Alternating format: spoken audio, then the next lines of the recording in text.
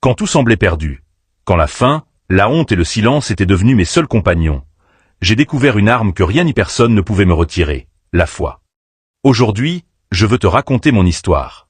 Celle d'un homme tombé dans le chaos, relevé par la main invisible de Dieu, et devenu un témoin vivant que la foi transforme les ruines en miracles.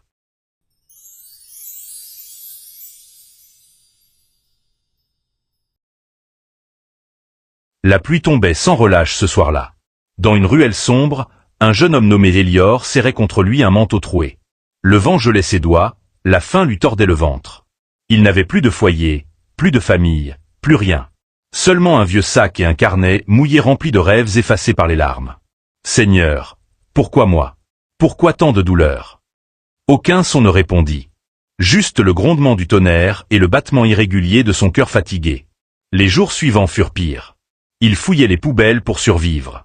Un soir, alors qu'il s'effondrait près d'une église fermée, un vieil homme lui tendit un morceau de pain et dit doucement : « Mon fils, Dieu t'a vu. Ce n'est pas la fin, c'est le commencement. » Cette phrase, banale pour beaucoup, fut pour Elior une étincelle. Ce soir-là, il décida qu'il ne mourrait pas dans la poussière. Il allait se battre. Les premiers mois furent une guerre. Sans argent, sans diplôme, il accepta de tout faire. Nettoyer, porter, balayer, dormir dans des entrepôts glacés. Mais chaque matin, avant même le lever du soleil, il priait. « Seigneur, je ne te demande pas la facilité. Donne-moi juste la force de continuer. » Petit à petit, sa vie commença à changer. Un contremaître remarqua sa détermination.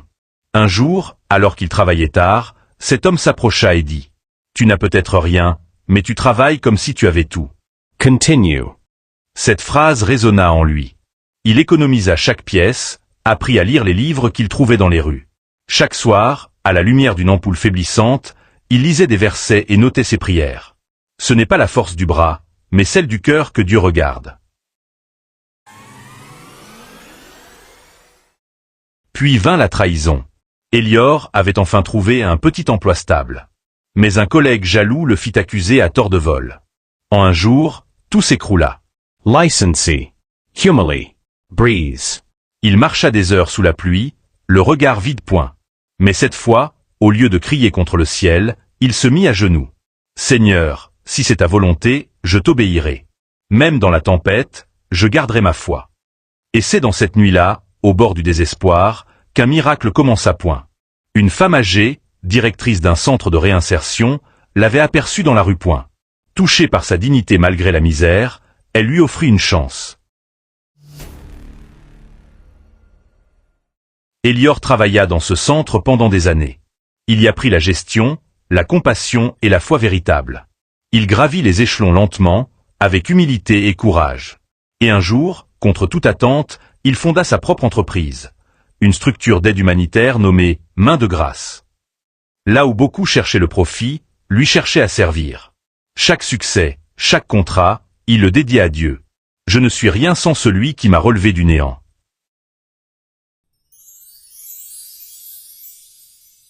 Des années plus tard, Elior voyageait aux quatre coins du monde. Astérisque en Afrique, il finançait des puits d'eau potable. Asterisk. Astérisque en Asie, il soutenait des orphelinats. Asterisk.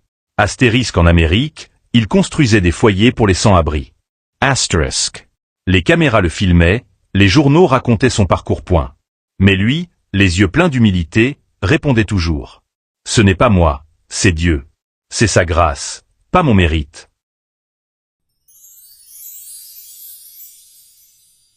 Un soir, il retourna dans la ruelle où tout avait commencé.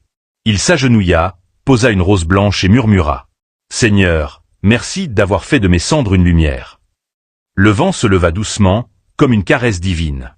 Et alors qu'il levait les yeux vers le ciel, un sourire paisible éclaira son visage. Oui, du chaos au succès, la foi a toujours été ma meilleure arme. Une histoire vraie inspirée de millions d'âmes.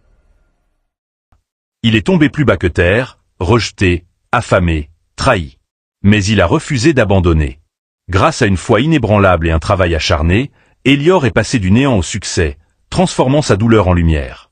Ce récit bouleversant prouve que Dieu peut transformer chaque larme en victoire. Regarde jusqu'à la fin, tu n'oublieras jamais cette histoire.